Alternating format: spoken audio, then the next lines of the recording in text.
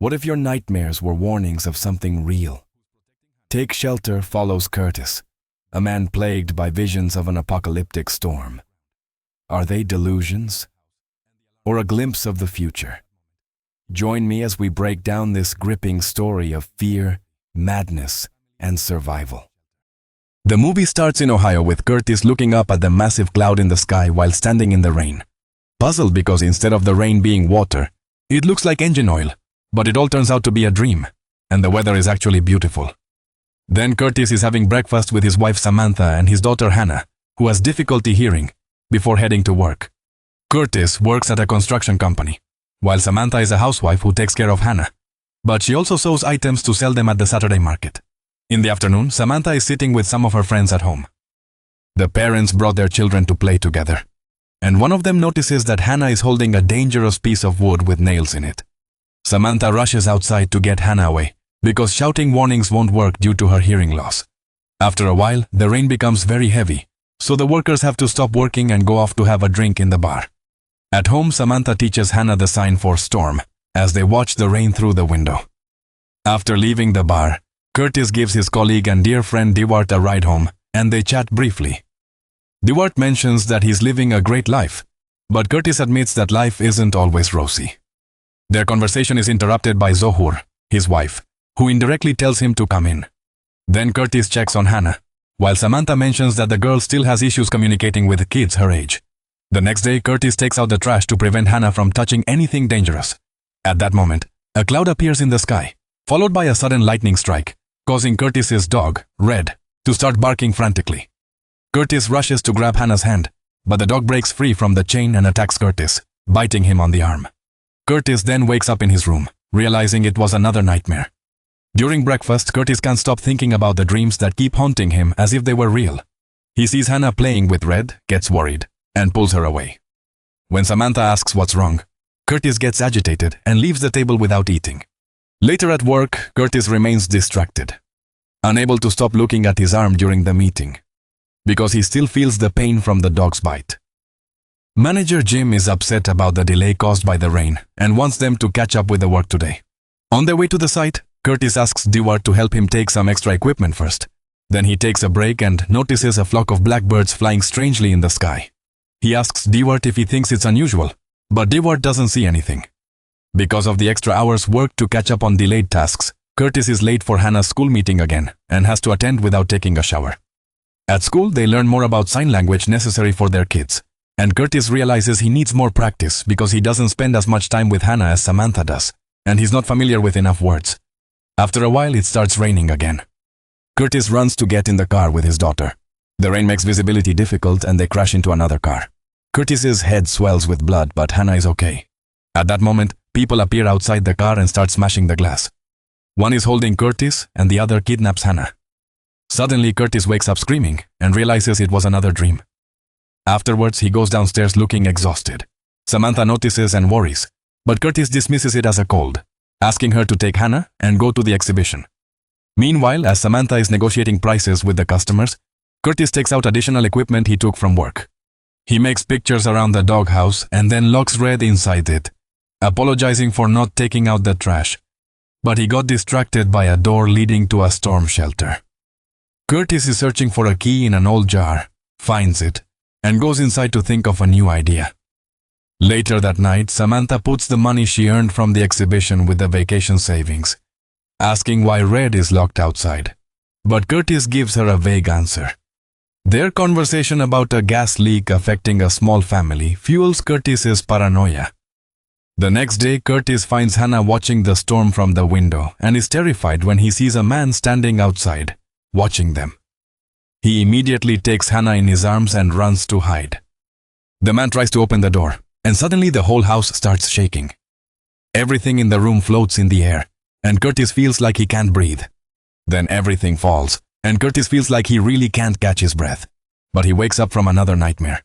He's terrified to find that he wet the bed. When Samantha enters, he covers it up with blankets.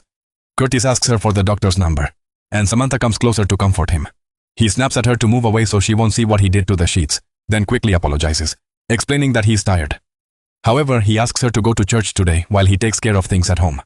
After Samantha leaves, Curtis changes the sheets and washes any trace of what happened.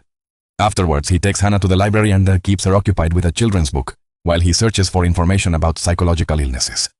On their way, they stop at a supermarket and buy a lot of canned goods, which makes them late for lunch with his wife's family, who assume he refused to go to church. In the afternoon, Curtis begins cleaning the storm shelter, stocking it with the canned goods in preparation for any emergency. Later, he reads the books he got from the library. After a while, Curtis visits a doctor, explaining he hasn't been able to sleep for 4 days. At first, the doctor doesn't perceive it as a major issue, but Curtis also shares his nightmares, confessing that he wet the bed and feels pain from a bite in his hand. The doctor prescribes medication for a few days and advises him to see a psychiatrist in Columbus. Meanwhile, Samantha goes to the insurance company to inquire about Hannah's hearing treatment, and fortunately their request gets approved. And the insurance will cover all costs because Curtis's work company has good insurance benefits. Meanwhile, Curtis goes to the pharmacy to get the medication and is pleasantly surprised that he doesn't have to pay much due to the insurance. At night, the whole family dines together to celebrate the good news, but Curtis doesn't mention the medication. Before going to sleep, Samantha starts making plans for a vacation since they won't have to worry about money. Curtis takes the medication in the bathroom without anyone noticing. In the morning, Curtis wakes up feeling more refreshed and Samantha notices he looks healthier. However, at work, Curtis is still talking with Dewart about the appropriate amount of food for the shelter when suddenly he hears thunder in the clear sky. He asks Dewart, who hears nothing, so Curtis starts to worry. He rushes to the garbage to empty his stomach, trying to handle his panic attack. Leaving work, he feels breathless while driving, so he has to stop the car to catch his breath and relax a bit. Once he calms down, he notices a place selling containers and buys one to expand the shelter. After a while, he goes to his mom, who's acting strangely because she's been taking too much medication. It turns out she had paranoid schizophrenia, which she developed at the same age Curtis is now. Curtis worries the same thing might happen to him, so he tries to ask her a few questions, but she doesn't remember much about the past years. Then Curtis calls the doctor to explain he can't go to Columbus to see a psychiatrist, so he's looking for alternatives. In the evening, he figures he'll need a full day to turn the new place into a shelter. In the morning, he goes to the bank and takes out a home improvement loan without telling his wife and ignores the employee's warnings. Later at work, Curtis asks Dewart to help him get some equipment from work to build a bunker, which is against the laws, but Dewart agrees to help him. Dewart worries and asks if he is okay, and Curtis assures him he is fine. After work, Curtis goes to a local psychiatrist and shares all the theories he's developed based on his research. She explains she's just a psychiatrist and can't diagnose or prescribe medication, but they can talk to help him overcome the crisis he's in. He begins to talk about his mother who left the family one day, and his father who raised him and his brother. And then they found her eating from the trash in a garbage dump, so they had to put her in a government hospital. He also starts opening up to her about his dreams. At night, the whole family goes to a meeting at the school. On their way, Curtis stops the car because he sees a lot of lightning in the sky, but his family is still asleep and no other drivers notice, making him more worried about his mental health. On Saturday, while Samantha and Hannah are at the exhibition, Curtis and Doherty start working on the shelter. When Samantha arrives and sees everything, she is shocked and argues with him, getting angrier when she hears he took a big loan. She yells, demanding explanations for all the strange decisions he's been making without consulting her. Like, he locks up Red, but Curtis says there's nothing to explain and leaves the room to check on Hannah. Samantha has a nervous breakdown. At night, Curtis takes more medication than he should. In the middle of the night, Samantha wakes up to find Curtis choking and bleeding beside her. She immediately calls an ambulance. Curtis tries to tell her it's unnecessary, but she ignores him. After the ambulance leaves, Curtis tells her everything and promises to visit the doctor frequently, so he won't leave his family like his mother did. The next day, Curtis and Samantha take Hannah to the hospital for an examination, and her surgery is scheduled for 6 weeks later. At work, Curtis goes to the manager and asks him to remove Dewart from all his shifts because he doesn't want to take orders from him since they're friends. Jim is surprised, but agrees, then warns Curtis about missing a lot of work. Curtis explains it's due to Hannah's checkups, but Jim warns him again. After work, Curtis goes to a shop to buy gas masks, which are very expensive. Meanwhile, Dewart's illnesses tell Samantha about the rumors surrounding Curtis's behavior, but Samantha defends him, assuring everything is fine. Later, Curtis works on the bunker, and his brother Kyle arrives. Anyone who hears about his strange behavior from Samantha, Kyle, worries about Curtis's health, but Curtis assures him he is fine and asks him to visit their mother. It's clear the siblings have a somewhat tense relationship. Before Kyle leaves, Curtis remembers that he was looking for a dog and asks him to get a response. On a stormy evening, Curtis goes into the kitchen and finds Samantha drenched from the rain. They look at each other for a while. Then she considers grabbing a knife. But it turns out to be a dream. At breakfast, Curtis can't shake off the odd feeling from the dream. And when Samantha tries to touch his hand, he moves away. At that moment, he notices Jim waiting outside. He's rushing to meet him and hears bad news. Jim knows about the equipment that Kurtz took without permission, so he fires him and gives him 2 weeks severance. However, DeWart also took administrative leave without pay for 2 weeks because he helped him. When Kurtz explains this to Samantha, she slaps him in frustration and then leaves the room, carrying Hannah. Afterwards, he goes to the psychiatrist, but discovers she's been transferred and there's a new doctor. This man wants to start from scratch. But Kurtz can't bear to talk about his mother again and doesn't want to lose the progress he's made before. So he leaves without speaking and returns to the hideout, continuing his work. Meanwhile, Samantha continues to fix neighbors' clothes to earn extra money. But it's not enough, so she has to take from their vacation savings. At night, she talks with Kurtz, who explains he was shaken by a dream and tries to assure her he's working to overcome it. She announces they'll postpone the beach trip, pay the bills for 2 months with his last paycheck, and delay Hannah's surgery. They focus on finding a job. Samantha wants to help with their problems, but on the condition that he goes to see a real psychiatrist. She also wants him to attend a school dinner on the weekend to break out of his isolation. On the night of the dinner, Curtis gets into a fight with DeWart, who blames him for his work stoppage. Curtis tries to ask him to speak privately later, but DeWart keeps complaining and also complains that Curtis interrupts him even though he's his friend. DeWart starts shoving and hitting him, and Curtis responds by kicking back. Finally, Curtis gets agitated, yelling and throwing a table to the floor, saying there's a destructive storm coming and no one is ready for it.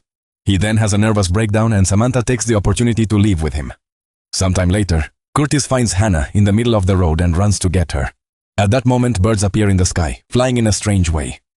Then, it moves towards Curtis, who's protecting Hannah, and the birds fly past them. Then, they take on a strange shape and start falling dead to the ground. Curtis rushes inside the house, and the alarm goes off. At that moment, he wakes up and realizes the alarm is real. The rain is pouring down heavily, so he takes his family and rushes them to the shelter. After closing the door, he makes them wear oxygen masks just in case something happens. Then they sleep and wait for the storm to pass. After a few hours, Curtis wakes up and checks the door, but he still feels the storm outside. He returns to sleep. And in the morning, Samantha wakes him, suggesting they open the door since the storm should have subsided. Curtis disagrees, insisting he still hears it. Samantha places her hand on the door but senses nothing. Curtis becomes more anxious, steps back, refusing to open the door, and hands the key to Samantha. She refuses to take it, emphasizing that Curtis must face his fears now for his family's future well-being. Gathering his courage, Curtis opens the door to find pleasant weather and neighbors cleaning up post-storm debris. Later, Samantha takes Curtis to a psychiatrist, who agrees to prescribe more medication promptly. He decides he needs time away from the shelter, asking the family to take a few days off to prepare because Curtis needs to be taken to a specialized asylum until he recovers, which means he won't see his family for a long time. The next day, the whole family is at the beach, and Curtis and Hannah are building a sandcastle. Suddenly, Hannah signals a storm by pointing to the sea. Samantha comes out and discovers that the rain falling from the sky is not water, but motor oil. At that moment, the whole family sees a huge black storm approaching from afar, and Curtis looks at Samantha, who confirms to him that she sees it too.